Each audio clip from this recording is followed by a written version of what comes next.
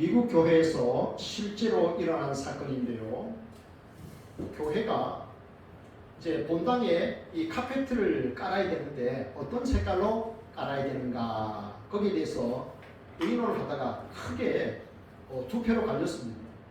한 표는 예수 그리스도의 보혈을 상징하는 붉은색으로 본당에 카페트를 깔아야 된다라고 주장을 했고, 또 한 부류는 아니다, 예수님의 부활을 상징하는 그 파란색으로 깔아야 된다 이렇게 했는데, 결국은 의견이 합치가 안 됐습니다. 그래서 교회가 쪼개졌습니다. 빨간색파와 파란색파. 그래서 결국은 교회가 쪼개지고 하나의 교회가 두 개로 나눠지는. 여러분, 그러면 좋은 일인가요? 한 개의 교회가 두 개의 교회로 나눠졌으니 좋은 것일까요? 교회가 아름답게 분립되는 것은 참 좋지만 이렇게 깨어지면 얼마나 참 고통스러울까요? 교회는 하나님 나라의 모형이다라고 했지 않습니까? 네, 그러면 오늘 우리가 성경을 통해서 하나님의 나라는 도대체 어떤 나라인가, 하나님의 나라의 그 특징은 무엇인가, 우리가 한번 세 가지로 살펴보기를 원합니다. 자, 첫째, 시작. 성령 안에 있는 의입니다. 17절 말씀입니다. 하나님의 나라는 먹는 것과 마시는 것이 아니요 오직 성령 안에 있는 의와 평강과 희락이라. 아멘. 여러분, 하나님의 나라는 분명 장소의 개념도 있습니다. 하나님의 나라가 장소의 개념이 있어요. 그런데 더 중요한 것은 통치의 개념이 중요합니다. 주 예수와 동행하니 그 어디나 하늘나라. 이 통치의 개념이거든요. 통치의 개념입니다. 하나님 나라의 통치의 개념이 굉장히 중요한데, 언젠가 이 바리새파 사람들이 예수님께 물었습니다. 하나님의 나라가 도대체 어느 때 임합니까? 라고 물었거든요. 근데 예수님께서 뭐라고 말씀하셨냐면, 하나님의 나라는 여기 있다 저기 있다는 것이 아니라, 눈에 보이는 것이 아니라 너희 안에 있느니라 라고 말씀하셨거든요. 하나님의 나라가 이미 우리 안에 도래했다는 거예요. 하나님의 나라가 우리에게 이미 임했다는 거죠. 우리가 예수님을 구주로 믿고 주님을 사랑하고 믿고 따르고 성령이 우리 마음 가운데 계셔서 나를 주장하시면 우리가 사는 이곳이 하나님의 나라예요. 그러나 완전한 하나님의 나라는 아닙니다. 여러분, 우리가 구원 받았잖아요. 그러나 이게 다는 아닙니다. 구원 받았지만 아직 아닌 거예요. 이 안에서 우리가 살아가고 있는 거예요. 이미 구원 받았으나 아직은 아니에요. 이 안에 살고 있는 거예요. 우리가 하나님의 나라를 경험하고 있어요. 그러나 완전한 것은 아니에요. 우리가 살고 있는 여기가 하나님의 나라, 모든 한 것에 다다라고 하면 우리 얼마나 좀 실망하겠습니까? 그죠? 네. 오늘 성경에 보면 교회 안에 문제가 생긴 것을 볼 수 있습니다. 뭐 때문에 문제가 생겼느냐? 15절과 20절에 보면 먹는 것 때문에 문제가 생긴 것을 알 수 있어요. 너희가 먹는 것으로 하나님의 사업을 망하게 하지 말라. 먹는 것으로 그리스도께서 사신 형제를 너희가 낙심하게 하지 말라. 이게 무슨 말이냐면, 로마서잖아요. 모든 길은 어디로 통한다고요? 로마로 통한다 그랬죠. 세계 최대의 거대 도시입니다. 그러니 그 교회 안에 모인 성도들도 얼마나 서로 각기 다른 배경을 가지고 있겠어요? 그러면 유대인들이, 피나는 유대인들, 그 사람들이 거기에서 예수 그리스도의 복음을 듣고 믿었습니다. 자, 그런데 뭘 버리지 않았죠? 유대교의 전통을 버리지 않은 겁니다. 그러면 어떤 일이 로마 사회에 있었느냐? 로마 사회에 시중에 나와 있는 고기들은 일단은 대부분이 로마의 신전에 그 우상에게 드려진 제물로 사용되었습니다. 그리고 그 제물이 나와서 시중에 팔리는 경우가 허다했죠. 그러면 이 크리스찬이지만 유대교 전통을 버리지 않은 이 사람들은 이런 것은 먹을 수가 없다. 또 교회 안에는 믿음이 연약한 성도들이 있잖아요. 그러면 우상에게 드려졌다가 시중에 판매된 이 고기를 내가 먹는다는 것은 나도 우상 숭배에 동참하는 게 아니냐, 이렇게 생각하는 겁니다. 그래서 먹질 않았죠. 또 문제는 뭡니까? 그 로마에서 그리스도의 복음을 듣고 난 다음에 유대교의 전통과는 아무 상관없이 예수 그리스도 안에서 참 자유를 누리는 사람들은 이 모든 것을 하나님이셨다고 생각하는 거예요.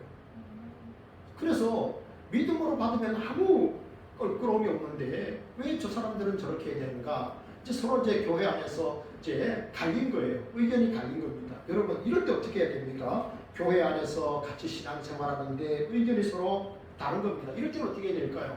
중요한 것은 뭐냐면 우리가 다른 사람, 나와 다른 입장을 취한 사람을 근심하게 해서는 안 된다. 그들을 비난해서는 안 된다는 사실입니다. 나는 그것을 먹을 수 있는 믿음이 있지만 다른 사람은 그것을 먹는 것을 죄악시하고 그래서 채식주의자가 되는 그런 경우들도 많이 있었습니다. 우리는 나와 생각이 다른 사람들을 비난하고 이렇게 업신여겨서는 안 되는 것입니다. 그렇게 되면 믿음이 연약한 사람들이 시험에 들고 넘어지기 때문에 하나님의 사업이 망하게 되는 거예요. 오늘 하나님의 사업이란 말이 나오는데 그게 뭐냐면 우리가 복음을 듣고 믿음으로 조금씩 자라가는 거예요. 여러분 콩나물 여러분 모르겠습니다. 우리 권사님 어렸을 적에 콩나물을 이렇게 집에서 이렇게 심어 보신 적 있는지 모르겠습니다. 그러면 시루에 심어놓고 물을 조금씩 주잖아요. 근데 보면은 물이 다 빠지는 것 같아요. 그러나 자라거든요. 그렇게 믿음이 연약한 사람들이 조금씩 자라서 강건하게 되는데 그런 사람들이 나의 자유로운 그 모습 때문에 시험에 들어 넘어지면 안 된다는 겁니다. 제가요 이런 이야기를 들었습니다. 어느 신학대학에 독일에서 온 교수가 이제 특강을 여러 개 하는데 쉬는 시간에 담배를 피웠답니다. 담배를. 그러니까 한 학생이 너무 놀래가지고 가서 그랬답니다. 교수님, 우리 한국에서는 그리스도인들은 술과 담배를 하지 않습니다. 그 교수님은 독일에서는 좀 자유로웠나 봐요. 그래서 한국의 학생이 말하는 거고 너무 미안합니다. 우리 독일에서는 또 좀 다른데 그러면서 담배를 피우지 않으셨다 그래요. 나는 뭐 이렇게 술과 담배의 문제는 사실은 구원의 문제는 아니잖아요. 그죠? 그런데 그것이 건덕이죠. 덕을 세우지 못하는 거죠. 네, 그래서 그럴 경우에는 다른 사람의 우리 형제의 신앙을 위해서 내가 그것을 절제하고 양보하는 것이죠. 그래서 이제 말씀합니다. 하나님의 나라는 먹는 것과 마시는 것이 아니요 오직 성령 안에 있는 의와 평강과 희락이란 말씀하고 있습니다. 그러면 여기 이제 먼저 의라고 했는데 이 의는 뭐냐 하는 겁니다. 오늘 본문 22절과 23절을 자세히 보시면요. 믿음이라는 단어가 반복이 됩니다. 여러분 오직 의인은 무엇으로 산다고요? 믿음. 네, 오직 의인은 믿음으로 말미암아 살리라. 믿는 자가 의로운 거예요. 죄인이 우리가 어떻게 의인이 되었느냐, 어떻게 의롭게 되었느냐? 의로우신 예수 그리스도 그분은 나의 구세주, 나의 주인으로 영접함으로 내가 그분과 하나 됨으로 내가 의로워진 거예요. 그래서 믿음이 이렇게 중요한 겁니다. 너희가 그 은혜로 인하여 믿음으로 말미암아 구원을 얻었으니 이것이 너희에게서 난 것이 아니요 하나님의 선물이라. 이는 누구든지 자랑하지 못하게 하려 함이라 했습니다. 그러니까 우리가 자랑할 수가 없는 거예요. 여러분 생각해 보세요. 하나님이 우리를 택하셨죠. 하나님이 우리를 부르셨죠. 택하시고 부르시고. 이거 하나님이 다 하시는 일이었어요. 하나님이 택하셨어요. 하나님이 부르셨어요. 그래서 내가 하나님 자녀가 된 거예요. 그죠? 그래서 내가 믿음의 길을 걷고 있잖아요. 뭐 자랑할 것이 없어요. 나를 자랑할 것이 없어요. 왜냐하면 행함으로 우리가 구원 얻은 것이 아니기 때문에 그래요. 그래서 하나님이 나에게 귀한 은혜를 주셨구나, 선물을 주셨구나. 그래서 우리는 늘 주님을 자랑할 수밖에 없는 거예요. 하나님을 믿고 예수 그리스도를 믿는 우리는 여러분 의로운 삶을 살아야 됩니다. 제가요 이런 영화를 봤어요. 어느 아버지랑 10살짜리 아들이 낚시를 나갔답니다. 낚시를 나갔는데 이제 이 나라는요 이 낚시가 이제 베스라는 물고기 여러분 아십니까? 베스 아시죠? 베스라는 물고기를 가을 한철에만 딱 그 호수에서 잡을 수 있나 봐요. 그런데 아버지와 아들이 그 전날 밤에 가는 거예요. 그래서 둘이 낚시를 하다가 아들이 낚시를 딱 끌어올렸는데 베스가 큰 놈이 잡힌 거예요. 그러니까 아들이 너무 흥분했어요. 근데 아버지가 뭐라고 했냐면 아들아 지금은 10시 반이잖아. 0시부터 시작이 되는 거야. 0시부터 베스를 잡을 수가 있어. 근데 10살짜리 아이가 아빠 너무 크잖아요. 그리고 조금만 있으면 내일이 되잖아요. 그랬어요. 그렇잖아요. 그죠? 여러분 같으면 어떻게 했을까요? 사랑하는 아들이 사랑하는 딸이 낚시해서 이따만한 베스를 잡았는데 잡아야 할 시간은 이제 1시간 반 후부터 잡을 수 있는 거예요. 그럼 어떻게 해야 될까요? 아버지가 때를 쓰지만 아들이 때를 쓰지만 단호하게 말합니다. 아들아 베스는 0시부터 잡을 수 있는 거야. 내일부터 잡을 수 있는 거야. 지금은 밤 10시 반이잖아. 풀어줘. 아버지가 단호하게 이야기했습니다. 만 10살짜리 아들이 너무나 안타까웠지만 베스를 풀어줬다고 합니다. 이 아들이 훗날 자라서 기업을 경영하는 경영자가 되었는데요. 어느 해에는 기업 경영인 수상 대상을 받은 거예요. 그때 그 사람이 나가서 이런 말을 했답니다. 나는 조금 전에 경험했던 그 이야기를 하면서 아버지로부터 정직을 배웠습니다 라고 했습니다. 1시간 반 후에는 잡을 수 있는 그 물고기였지만 1시간 반에 전에 내가 잡았기 때문에 그것을 풀어줬다는 겁니다. 정직함을 배웠다는 것이죠. 여러분, 우리 안에는 좀 정의로움이 살아나야 됩니다. 우리의 마음속에 여러분 정의가 있어야 됩니다. 의롭게 살면 여러분 불편할 것 같지만 평안합니다. 의롭게 살면 행복합니다. 예수님 말씀하셨죠. 팔복에 보면요, 의가 2번 나와요. 의에 줄이고 목마른 자는 복이 있나니 그들이 배부를 것이요, 의를 위하여 박해를 받은 자는 복이 있나니 천국이 그들의 것이니라. 이게 의라는 말이 2번 나오는데요, 성경이 말씀하는 의는 2가지 측면에서 우리가 이해를 해야 됩니다. 하나는 윤리적 측면이죠. 불의한 세상입니다. 여러분, 이 세상을 살아가는 동안에 참 의롭다, 참 세상 공평하고 공의롭다라고 생각하십니까? 아니면 어딘가 참 불의하다 그렇게 생각하십니까? 만약 우리가 그렇게 생각한다면, 불의한 세상이라면 우리가 그리스도인으로서 어떻게 의롭게 살아갈 수 있는가를 여러분이 고민하고 윤리적으로 우리는 의로움을 실천해 가야 됩니다. 또 하나는 이것은 믿음의 이런 의라고 할 수 있는데요, 우리가 어떻게 의롭게 되었느냐 하는 겁니다. 예수님을 믿어 의롭게 되었습니다. 그러면 어떻게 해야 됩니까? 내가 죄인이었는데 의인 삼아주신 예수 그리스도의 복음을 내가 듣고 믿었기 때문에 나도 전하는 것입니다. 어떻게 죄인이 의롭게 됩니까? 우리가 어떻게 의롭다 칭함을 받을 수 있습니까? 그 복음을 전하는 겁니다. 그리고 나는 성결한 예수 그리스도의 신부로 살아가는 겁니다. 의와 반대말은 불의인데요, 불의라는 말은 이게 구분기를 말합니다. 불의하게 사는 사람 결국 망하고 맙니다. 우리는 예수님을 믿어 이미 의롭게 되었습니다. 야고보서 2장 22절은 이렇게 말합니다. 믿음이 있는 사람들 향해서 이렇게 말하죠. 믿음은 행함과 함께 일하고 행함으로 믿음이 온전하게 되었느니라. 여러분, 예수님을 믿으십니까? 그래서 의롭게 되셨습니까? 여러분의 믿음을 행함으로 보여주십시오. 행함으로 여러분의 믿음을 온전하게 하시길 원합니다. 날마다 의로운 삶, 의로우신 예수 그리스도를 보고 의를 추구하며 살아갈 수 있기를 축복합니다. 둘째입니다. 하나님의 나라는, 둘째,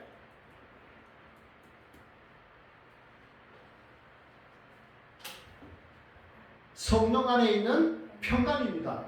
성령 안에 있는 평강. 17절 말씀 다시 한번 암송해 볼까요? 하나님의 나라는 먹는 것과 마시는 것이 아니요 오직 성령 안에 있는 의와 평강과 희락이라. 2번째가 평강입니다. 평강. 평강이라는 말은 평안, 또 화평이라는 말과 똑같습니다. 이 헬라어 성경의 원어에 보면 평강, 평안, 화평이 다 똑같은 단어입니다. 에이레네라는 단어인데 우리가 번역을 하면서 평강이라고도 하고 평안이라고도 하고 오늘 본문에 보면 또 화평을 이루자라고 그렇게 다로 이렇게 다르게 말하고 있어요. 같은 말입니다. 그러면 사도 바울이 평안이라고 말할 때 이것은 뭐냐면 이웃과 내가 갈등하지 않는 겁니다. 화목한 관계를 유지하는 겁니다. 심지어 내 옆집이 불신자인데도 내가 그분들하고 화목하게, 갈등하지 않고 화목하게 지내는 겁니다. 이게 성령 안에 있는 평강입니다. 여러분, 우리는 이웃과도 갈등 관계 속에 있으면 되게 불편합니다.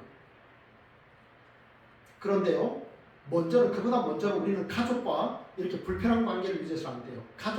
우리의 가정은 전쟁터가 아닙니다. 안식처요, 피난처입니다. 위로처입니다. 그렇기 때문에 그 안에서 서로 갈등하고 반복해서는 안 되겠지요. 여러분, 사람마다요, 믿음의 성숙도가 다릅니다. 여러분, 제가 퀴즈 하나 낼까요? 모내기를 하잖아요. 농부가 모내기를 하잖아요. 농부가 모내기를 하고 추수는 언제 할까요? 모내기하고 그 다음날 추수할까요? 얼마나 걸릴까요? 찾아보니까요, 최소 4개월에서 5개월입니다. 150일 정도. 모내기를 하고 추수할 때까지는 그 정도 시간이 필요한 겁니다. 여러분, 우리가 쌀 한 톨을 얻으려고 해도 4, 5개월을 기다려야 되는데 성숙한 믿음의 사람으로 자라나도록 하기 위해서 얼마나 더 오래 참고 기다려야 될까요? 18절을 보십시오. 이로써 그리스도를 섬기는 자는 하나님을 기쁘시게 하며 사람에게도 칭찬을 받느니라. 이 18절의 말씀은 뭐냐 하면 이런 방식으로 우리가 예수 그리스도를 섬기는 사람은 하나님을 기쁘시게 하고 그리고 사람에게도 칭찬을 받는다라고 했습니다. 무슨 말이냐면 나는 믿음이 있어서 고기를 먹을 수 있어요. 그것이 신전에서 제사를 드려진 음식이든지 아니면 안 드려진 고기든지 상관없이 나는 고기를 싸와서 김치찌개도 끓일 수가 있고 맛있는 요리를 할 수 있어요. 나는 감사함으로 받으면 돼요. 그런데 그 모습을 믿음이 연약한 성도들이 보고 시험에 들면 나는 그렇게 하지 않겠다는 거예요. 나는 먹고 마시는 일에 형제가 실족하는 것에 대해서 그만두겠다는 거예요. 이로써 그리스도를 섬기면 이런 방식으로 예수님을 섬기면 하나님을 기쁘시게 하고 사람에게도 칭찬을 받는다라고 말씀을 하고 있습니다. 그래서 19절에 보면 화평을 누리기 위해서 어떻게 해야 되느냐? 화평의 일과 서로 덕을 세우는 일에 힘쓰라 이렇게 말씀합니다. 우리가 살면서 여러분 다른 사람하고 평안을 누리고 화평을 누리기 위해서는요. 우리가 덕을 세우는 일에 힘써야 됩니다. 여러분 제가 어제 대전에 다녀왔습니다. 제가 대전에 다녀왔는데 동기 목사님 아들이 결혼식을 해서 대전에 갔다가 대전 현충원에 다녀왔습니다. 대전 현충원에 왜 제가 다녀왔냐면 저랑 함께 34년 전에 군대 생활을 했던 한 사람이 34년 전에 죽었습니다. 군대에서 죽었습니다. 이 김호진이라는 청년인데 이 청년이 어떻게 죽었느냐? 저는 제대하고 이 청년이 3개월 후에 죽었는데 제대를 2달 앞두고 이 청년이 군대에서 죽었습니다. 어떻게 죽었냐면 이제 봄이 되니까 이제 나무가지가 쫙 막 이렇게 퍼지니까 보기가 싫었던 모양이에요. 그러니까 나무가지를 치는 작업을 하라라는 이제 명령이 떨어진 거예요. 그러면 보통은 쫄병들이 합니다. 제대가 2달 남은 사람이에요. 군대에서 이런 말이 있어요. 말년에는 떨어지는 낙엽도 조심하라 하는 말이 있습니다. 그런데 제대가 2달 남은 사람이 이제 고향으로 가야 되는 사람이 자기가 올라간 거예요. 그 나무에 올라간 거예요. 낫을 들고 올라가서 높이 올라가서 위에서 나무 가지를 치기를 하는 가운데 나무 가지를 치면 되는데 이제 계속 반복되는 일 속에 이 친구가 나무 가지를 친다고 치는 것이 헛스윙을 한 거예요. 그러면서 몸이 곤두박질 치면서 머리가 땅에 먼저 떨어진 거예요. 그래서 죽고 말았습니다. 어제 가보니까 그 묘지에 순직이라고 되어 있어요. 군대에서 이렇게 자기 할 역할들을 감당하다가 죽었기 때문에 순직이었습니다. 24살 청년이 그렇게 죽은 것이죠. 굉장히 안타까웠습니다. 그 청년을 생각하니까 얼마나 그 청년이 희생적이고 헌신적이고 유쾌하게 군대 생활을 했는지 몰라요. 그래서 제가 34년 전에 우연히 제가 군대에서 제대하고 복학하기 전에 노가다 현장에서 그 소식을 들었어요. 참 놀랍죠. 호준이가 죽었구나. 34년 전에 들었어요. 그런데 34년 동안에 계속 그 친구에 대한 생각이 내 머릿속에 내 마음에 남아있던 거예요. 그래서 대전에 갈 때 내일 대전에 가면 그 현충원에 가봐야 되겠다. 그래서 찾았어요. 가보니까요. 얼마나 많은 사람들이 누워있는지 몰라요. 동서남북으로 막 묘비가 가득한 거예요. 그래서 제가 이렇게 많은 사람들이 대한민국 국가를 위해서 수고하고 헌신했는가. 참 고맙기도 하고 미안하기도 하고. 그래서 그 비석을 잡고 기도했습니다. 우리는 그리스도인들은 죽은 사람의 영혼을 위해 기도하지 않습니다. 뭘 위해서 기도했느냐? 아마 부모님이 살아계신 우리 부모님 정도 되겠죠. 80대 후반, 90대 되겠죠. 남아있는 노년의 은혜를 베푸시고 예수님의 복음을 듣고 예수님 믿게 하시고 이미 예수님 믿었다면 예수님도 잘 믿고 천국 들어가게 해주시죠. 그런 기도를 하고 제가 돌아왔습니다. 왜 제대가 2달밖에 안 남은 그 사람이 굳이 나무 위에 올라가서 그걸 했을까요? 밑으로 쫄병이 되게 많았을 텐데. 아마 누구도 하기 힘들어 하니까 아마 그러지 않았나. 누구도 저 나무 위에 꼭대기에 올라가서 낫을 가지고 베야 되는데 누구도 그거 거부하고 두려우니까 아마 이 아이가 올라가지 않았나 싶습니다. 그 공동체의 화평이랄까요. 어쨌든 하라고 시켰으니까 누군가 해야 됐잖아요.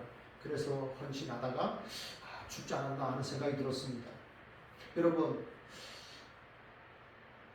베드로전서 2장 9절에 보면요. 하나님께서 우리가 누구인지 알려줘요. 너는 택한 족속이요, 왕같은 제사장이요, 하나님 나라요, 그리고 주님의 것이라고 이렇게 말씀합니다.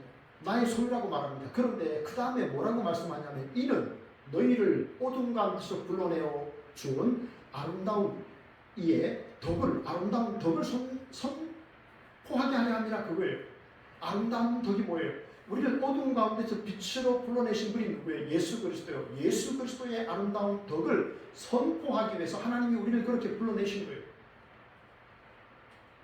여러분, 평안을 얻고 화평을 얻으려면요, 오늘 성경이 말씀하잖아요. 서로 덕을 세우라고 합니다. 덕을 세우는 일을 해야 되는 거예요. 저희 군대 졸병은 그러다가 사망을 했고, 예수 그리스도는 참 우리에게 참된 화평, 우리와 하나님 사이에 이 죄로 인하여 깨어진 이 관계를 화목하게 하시려고, 우리에게 화평을 주시려고 하나님의 아들은 십자가에서 하나님의 뜻을 이루기 위하여 목숨까지 내어주셨습니다. 우리는 이것을 기억하시고 우리도 예수 그리스도의 마음을 품고 우리도 세상에 사는 동안에 화평의 일을 여러분 추구하시기를 축복합니다. 미국에 아주 돈 많은 부자가 있었는데요. 이 잭슨이라고 하는 흑인 아주머니를 가족으로 옛날에 실모산이라는 말을 하지 않았습니까? 이제 불렀어요. 그런데 이 남자는 돈이 엄청 많았는데 가정사가 복잡하다 보니까 늘 술을 마셔야 잠을 잘 수 있었고 수면제를 먹어야 잠을 잘 수 있었어요. 그런데 그 아저씨가 가만히 보니까 이 잭슨이라는 흑인 아주머니는 참 가난하고 참 이렇게 연약한데 항상 평안하고 기쁘고 찬송하는 거예요. 그래서 어느 날 불렀어요. 아주머니, 뭐가 그렇게 기쁩니까? 라고 하니까 이 아주머니 하는 말이, 나는 당신처럼 돈이 많아서 돈을 잃어버릴 걱정도 없고, 당신처럼 이렇게 좋은 집도 없으니까 불탈 걱정도 없고, 당신처럼 명예도 없으니까 나는 누가 뭐라고 해도 별 상관도 없고, 나는 이미 병이 들었는데 다시 병이 재발하면 나는 이 썩을 몸을 떠나서 하나님의 품에 안기고 천국에 가니까 나는 늘 평안하고 기쁩니다 라는 말을 했다고 합니다. 어떤 아이가 엄마의 손을 잡고 이렇게 꽃밭에 놀러 갔는데 꽃이 너무 예쁘다 보니까 이 아이가 막 엄마 손을 놓고 달려가서 막 꽃을 떠오는 거예요. 그러다가 한참 후에 이 아이가 돌아보니까 엄마가 없는 거예요. 이 아이는 어떻게 했을까요? 꽃을 다 버렸습니다. 그리고 엄마 하고 소리치면서 어디론가 막 달려갔습니다. 여러분, 우리가 하나님의 얼굴을 보지 못하면 평안을 누릴 수가 없습니다. 여호와는 그 얼굴을 내게로 향하여 주사 평강 주시기를 원하노라. 아멘. 여러분들 하나님의 얼굴을 바라보시고 주님이 주시는 평안을 누리기 바랍니다. 여주 동행하시기 바랍니다. 주님과 함께 행복한 그러한 삶을 살아갈 수 있기 바랍니다. 사는 날 동안에 화평하게 하는 일, 서로 덕을 세우는 일을 통해서 성령 안에 있는 여러분 평안을 마음껏 누리시고 그 평안을 다른 사람들에게 나눠주는 삶을 살기를 축복합니다. 이제 마지막 세 번째, 다 같이 읽어볼까요? 성령 안에 있는 희락입니다. 그렇습니다. 17절 말씀 다시 한번 암송해 볼까요? 하나님의 나라는 먹는 것과 마시는 것이 아니요 오직 성령 안에 있는 의와 평강과 희락이라. 마지막에 이제 희락에 대한 말씀을 합니다. 예수 그리스도를 섬기는 사람은 하나님을 기쁘시게 한다라고 말씀했습니다. 여러분, 하나님이 기뻐하시면 나도 기뻐해야 될까요? 기뻐해야 될까요? 기뻐해야 됩니다. 네, 여러분 혹시 있잖아요. 내 삶에 기쁨이 없지, 목사님 제 삶에는요 기쁨이 없어요 라고 한다면 여러분 바라기는요, 빼앗긴 기쁨을 꼭 회복하시기 바랍니다. 빼앗긴 기쁨을 꼭 되찾아오시기 바랍니다. 제 아들이 여러분 알다시피 이제 새로운 직장에 취업을 했잖아요. 타멘탐스 서울 본사에서 근무를 하는데 이 아들이 언젠가 저에게 이 컵을 하나 줬어요. 유통 텀블러를 하나 줬어요. 그런데 거기에 이제 타멘탐스라는 글자가 있어요. 제가 그것을 오늘도 갖고 왔어요. 어디 가도 갖고 다녀요. 어제 대전에 갈 때도 갖고 다니고 어딜 가든지 그걸 갖고 다니거든요. 근데 제 막내딸이 제가 이제 그렇게 늘 갖고 다니니까 이런 말을 했어요. 아빠는 참 이 텀블러를 잘 사용하시네요 라는 말을 했는데 그게 굉장히 나에게 그 순간 은혜가 된 거예요. 뭘 내가 깨달았노? 그 말을 듣고 내가 뭘 깨달았냐면요, 와, 내가 하나님의 자녀인데, 내가 하나님이 예수 그리스도를 통해서 나를 구원하셨는데 내가 구원의 감격을 얼마나 잘 깨닫고 누리고 살아가는가. 하나님이 당신의 아들의 목숨을 내어주셔서 나를 자녀로 삼아주셔서 그날 구원하셨는데 나는 그 구원의 기쁨을 얼마나 알고 그래서 그 감격 속에 내가 매일매일 살아가고 있는가. 그 생각이 확 들면서 굉장히 은혜가 됐어요. 여러분, 우리 하나님의 자녀잖아요. 그죠? 하나님의 자녀입니다. 여러분, 오늘 죽어도 우리가 하나님의 나라에서 눈뜰 줄 믿습니다. 여러분, 네, 그렇잖아요. 우리가 이 땅에 살다가 평안히 살다가 또 주님 안에서 평안히 잠들면 또 하나님께서 또 우리의 영을 받아주시면 그렇게 또 되는 거잖아요. 그죠? 그게 경건생활 아니겠습니까? 그게 동행하는 거 아니에요? 그것을 우리가 누리시기를 바랍니다. 많이 많이 깨닫고 많이 많이 누리기를 바랍니다.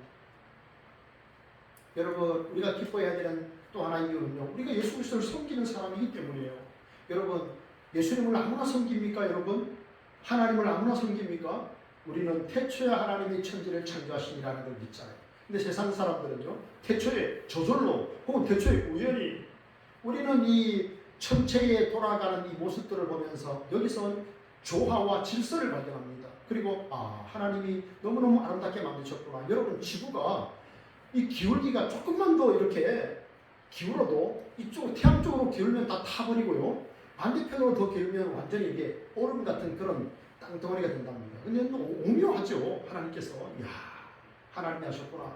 이 질서와 조화를 생각했으면서 우리는 하나님 찬양합니다. 그리고 하나님이 죄인인 우리를 위하여 그 아들을 보내신 것에 대해서 우리는 감사하죠. 감격하죠. 그래서 그분을 사랑하게 되고 믿게 되고 닮아가게 됩니다. 우리는 예수 그리스도를 섬기는 사람입니다. 특별한 은총을 입은 거예요. 그래서 여러분, 우리가 기뻐하시길 바랍니다. 여러분, 삶에 너무 걱정이 많습니까? 아유, 우리 부모님 그 노년에 어떻게 사시나, 우리 자녀들 앞으로 미래를 어떻게 해야 되나, 아이고 우리 교회는 또 이렇게 어떻게 해야 되나, 또 우리 나라와 민족을 어떻게 해야 되나. 여러분, 너무 걱정하지 마시기 바랍니다. 너무 걱정하지 마십시오, 여러분. 왜냐하면요, 나보다 내 부모님을 더 사랑하는 분은 하나님이세요. 나보다 내 자녀를 더 사랑하는 분은 하나님이세요. 나보다 이 교회를 더 생각하고 사랑하는 분은 하나님이십니다. 믿으십니까? 여러분, 걱정하지 마십시오. 우리가 예수님을 섬긴다라고 하는 말이에요. 무슨 말이냐면, 눈에 보이지 않는 예수님 우리가 어떻게 섬깁니까? 눈에 보이지도 않는데 주님의 말씀에 내가 순종하는 거예요. 그게 예수님 섬기는 거예요. 주님의 말씀대로 살면 주님이 기뻐하시기 때문에, 주님이 기뻐하시면 나도 기뻐해야 되는 거예요. 제가 설교 준비를 하다가요, 돌아온 탕자 이야기가 갑자기 생각이 났어요. 자, 탕자 이야기 생각해 보세요. 자, 둘째 아들은 아버지 살아계시는데 재산 미리 갖고 이웃 나라에 갔다가 허랑방탕해서 거지 중에 상거지로 돌아왔는데, 아버지가 그 거리가 먼데 달려가 안아주고 그의 지위를 회복시켰잖아요. 그리고 아버지가 이런 말씀하시죠. 이 내 아들은 죽었다가 살아났다라고 합니다. 죽은 아들은 아닌데 아버지를 떠나는 게 죽음이에요. 우리가 하나님을 떠나면 죽음이에요. 그런데 여러분, 아버지는 너무 기뻐했는데요, 그 집에 안 기뻐한 사람이 하나 있었죠. 누가 안 기뻐했죠? 첫째 아들이에요. 이 아들은요, 모범생이에요. 한 번도 집을 나간 적이 없어요. 아버지 속을 썩인 적이 없어요. 그런데 이 아들은 아버지는 너무 기쁜데 이 아들이 안 기뻐해요. 화가 난 거예요. 나중에 아버지는 물어요. 아버지, 저런 아들을 위해서도 아버지는 살찐 송아지를 내주는데 저를 위해서는 무엇을 주십니까? 막 화를 냈어요. 아버지가 기뻐하시는데 자기도 기뻐해야 되는데 안 기뻐한 거예요. 근데 아버지 뭐라고 말합니까? 얘야, 나의 모든 것이 너의 것이지 않니? 너가 누리면 된단다. 하나님 안에서 누려야 되는데 누리지 못한 거예요.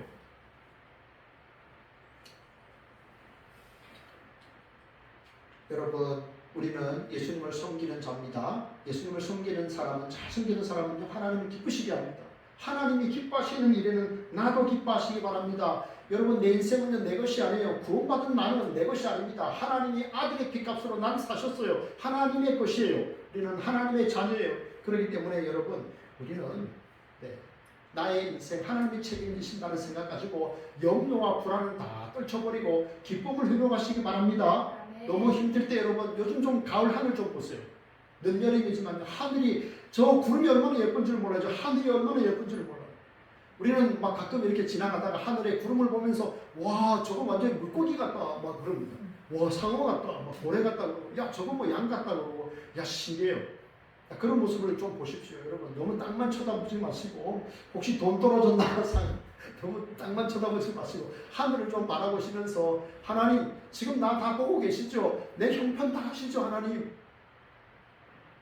내가 기뻐하는 삶을 살게 해주십시오. 그리고 다른 사람을 좀 기쁘게 하는 삶을 살게 해주십시오. 여러분, 그렇게 하나님께 이야기하시기 바랍니다.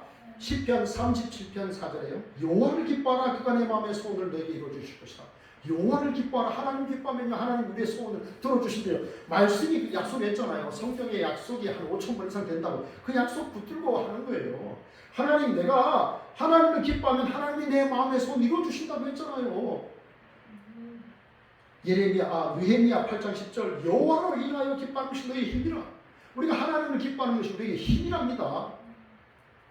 우리가 하나님의 하신 일을 생각하고 하나님의 그 마음을 헤아리시면서 여러분 하나님 기뻐하십시오. 그러면요 하나님이 매일매일 우리에게 새 힘 주셔서 우리가 이 땅에서 승리하는 삶을 살아가게 하실 줄 믿습니다. 성경에는요 여러분 기쁨을 표현할 때 희락도 기쁨이요 쾌락도 기쁨입니다. 그러면 여러분 희락과 쾌락은요 어떤 차이가 있을까요? 희락은요 내가 다른 사람을 막 기쁘게 만들다가 그 사람이 기뻐함으로 나도 기쁜 거예요. 그런데 쾌락은요 나의 탐욕을 채우기 위해서 다른 사람을 짓밟는 그런 탐욕스러운 기쁨이에요. 그럼 여러분 예수님은 희락을 추구하셨을까 쾌락을 추구하셨을까요? 희락을 추구하셨겠죠. 예수님이 쾌락을 추구하신 분이었다면요 십자가에 굳이 죽으실 필요가 없죠. 그렇다면 우리의 구원은 물 건너간 거예요. 여러분 성령 안에 주님 안에 머물러서 여러분들이 희락을 느끼길 바랍니다. 인도의 캘커타 또 빈민가에서 그 어려운 사람들 섬겼던 여러분 테레사 수녀 여러분 잘 아시죠? 그 사람이 자기와 함께 일하는 사람들을 뽑을 때 딱 조건을 세 가지였다고 합니다. 잘 웃고 잘 먹고 잘 자는 사람. 뭐라고요? 잘 웃고 잘 먹고 잘 자는 사람. 여러분 잘 웃는 사람이요 시험도 잘 이겨내고 다른 사람도 웃길 줄 알아요. 위로해 주는 거예요. 윌리엄 바클레이라는 신학자는 이렇게 말했습니다. 웃음은 하나님이 주신 큰 선물 중에 하나다. 지금 웃고 있는 사람은 하나님의 일을 실천하고 있는 사람이다. 아멘입니까? 아멘. 네, 왜 그렇습니까? 항상 기뻐하라. 주 안에서 기뻐하라. 내가 다시 말하노니 주 안에서 기뻐하라. 지금 기뻐하고 어떤 상황 속에서도 내가 기뻐하면 하나님의 일을 하고 있는 줄 믿습니다. 아멘. 어떤 사람이요 여행을 하다가 이제 주일이 되었어요. 여러분도 여행하다 보면 주일이 되는 경우가 있잖아요. 주일을 이제 돼가지고 길거리를 나왔어요. 그래서 이제 교회를 찾는데 마침 경찰관이 있었어. 그래서 경찰관 아저씨한테 아저씨 제가 교회를 좀 가야 되는데 어디로 가야 됩니까? 하니까 이 경찰관이 한참 쭉 가더니 저 교회 한 교회를 소개해 주더랍니다. 그래서 이 사람께서 예배를 드리고 나온 다음에 이렇게 돌아오는데 보니까 교회가 많아요. 중간중간에. 그런데 왜 경찰관이 나를 이 교회로 가라고 했을까? 그렇게 생각하고 이제 자기가 이제 펜션으로 돌아오는 길에 또 경찰관이 거기 있어서 물었답니다. 왜 아저씨는 여기 여러 교회가 있는데 왜 나를 그 교회로 인도했습니까? 라고 하니까 이 경찰관이 뭐라고 했냐면 저는 매일 이른 아침마다 교통 정리를 위해서 하는데 그 교회 사람들이 예배 나올 때 보면 제일 밝게 웃는 모습이었습니다. 라고 했답니다. 그래서 내가 그 교회를 추천했습니다. 여러분 살아있는 나의 얼굴이 가장 좋은 전도주인 줄 믿습니다. 아멘. 자 여러분 한번 따라하겠습니다. 기뻐하는 내 얼굴이 살아있는 전도지입니다. 시작. 기뻐하는 내 얼굴이 살아있는 전도지입니다. 자 옆에 분에게 우리 이렇게 축복합시다. 기뻐합시다. 옆에 분 보고 시작. 기뻐합시다. 기뻐합시다. 예, 기뻐해야 됩니다. 늘 울상이고 늘 염려가 있는 것처럼 하면 어떻게 사람이 되겠습니까? 그렇죠? 그러니까 기뻐합시다. 하나님께서 야 내가 너 인생 책임질게. 너는 나의 소중한 나의 자녀야. 걱정하지 마라. 아직 인생 끝난 거 아니야. 아직 목회 끝난 거 아니야. 걱정하지 마. 내가 널 붙들고 있어. 네, 여러분 기뻐하시길 바랍니다. 오늘 말씀을 맺습니다. 하나님의 나라는 먹는 것과 마시는 것이 아니요 오직 성령 안에 있는 의와 평강과 희락이라. 아멘. 우리가 의와 평강과 희락을 누리며 살아야 하는 이유는 그래야 나를 통해 하나님의 나라가 전해지기 때문입니다. 한 주간도 성령 안에 있는 의와 평강과 희락을 맛보고 나눠줌으로 하나님 나라를 전하는 축복의 통로로 살아가는 우리 모두가 되기를 진심으로 바랍니다. 기도하겠습니다. 하나님 감사합니다. 날마다 예수 그리스도로 옷 입고 하나님의 나라 성령 안에 있는 의와 평강과 희락을 누리고 또 그것들을 마음껏 나눠주며 축복의 통로로 살아가는 하나님의 자녀들 다 되게 주옵소서. 감사하고 예수님 이름으로 기도합니다. 아멘.